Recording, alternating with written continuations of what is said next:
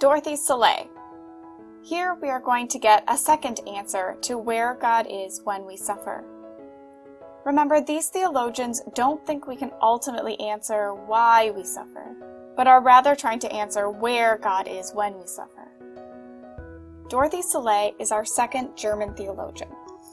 She was just a young girl during the Holocaust, so she didn't fight in the war or see most of the violence firsthand. However, her mother did hide a Jewish woman, the mother of one of her classmates, for a while in their home, and her brother died in the war. Soelle takes up a lot of the insights of Moltmann and then pushes them a step further.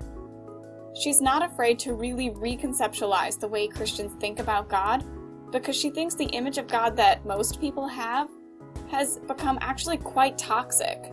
That it's actually idolatrous in the sense that Elizabeth Johnson used that term, meaning people's image of God has gotten so distorted and limited that it's no longer the God of Christianity at all.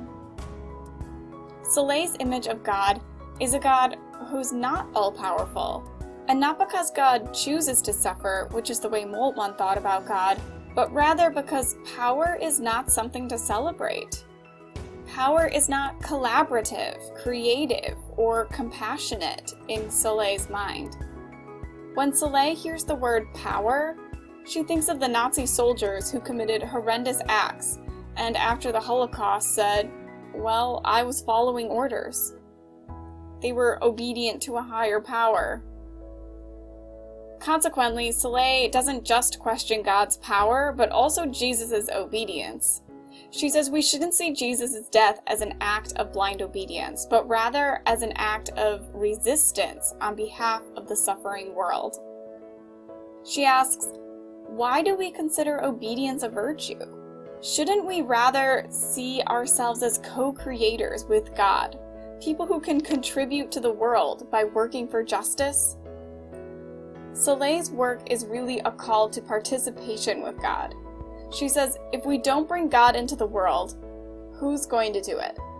So we must act. Her ultimate response to the Holocaust is this call to action, this call to justice, this call to responsibility, and not letting obedience become a shelter for our immoral acts. She has a beautiful image of God that your text talks about. God as the silent cry. Now, a silent cry doesn't sound very powerful. It's silent. You can't even hear it. It's easy to miss altogether, and yet she believes this silent cry actually contains great strength. The silent cry for Soelle is like a seed buried under layers of concrete. It seems like it would never see the light of day. It seems impossible. And yet its persistence, its resistance, slowly pushes its way through until it actually breaks through concrete. So we have this image of grass or here a flower actually pushing through the concrete, cracking it, tearing it apart. That, she says, is the call to life that we all experience when we have faith in God. God empowers this silent cry in all of us to choose life even in the midst of suffering and death. Although Soelle doesn't think that the image of power or the image of God as a military chief calling Christians to battle is a very helpful image of God, there is a certain power in the way she imagines God. It's this quiet, gentle power that slowly breaks through even the strongest concrete. Soelle passed away in 2003. Although she herself was Protestant, her work has been widely read by both Protestants and Catholics. What I love about her is the agency she gives Christians to create a world of justice. She has a mystical side and suggests that God can be intimately involved in the world through our work for justice.